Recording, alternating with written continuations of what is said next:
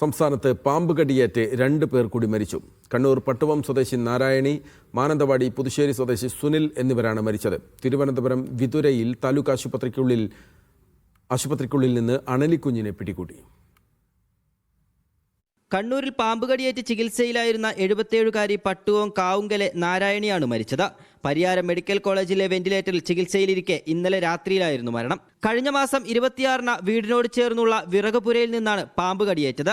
മാനന്തവാടിയിൽ പാമ്പ് കടിയേറ്റ യുവാവ് മരിച്ചു. മാനന്തവാടി പുതുശ്ശേരി സ്വദേശി സുനിലാണ് മരിച്ചത്. ഇന്നലെ ഉച്ചയോടെ വീടിനുള്ളിൽ മരിച്ച നിലയിൽ കണ്ടെത്തുകയായിരുന്നു. ഇന്ന് പോസ്റ്റ്മോർട്ടം ചെയ്തപ്പോഴാണ് മരണകാരണം പാമ്പ് കടിയേറ്റതാണെന്ന് സ്ഥിരീകരിച്ചത്. അതിനിടെ തിരുവനന്തപുരം വിതുരയിൽ താലൂക്ക് ആശുപത്രിക്കുള്ളിൽ നിന്ന് അണലിക്കുഞ്ഞിനെ പിടികൂടി. ആശുപത്രി കാഷ്വാലിറ്റിയിലാണ് അണലിയെ കണ്ടത്.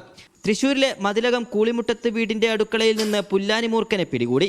കൂളിമുട്ടം എമ്മാട് കാട്ടുപറമ്പിൽ സിദ്ദീഖിന്റെ വീടിനകത്ത് നിന്നാണ് മൂർഖൻ പാമ്പിനെ പിടികൂടിയത്. വിവിധ ബ്യൂറോകൾക്കൊപ്പം മീഡിയ 1 വയനാട്.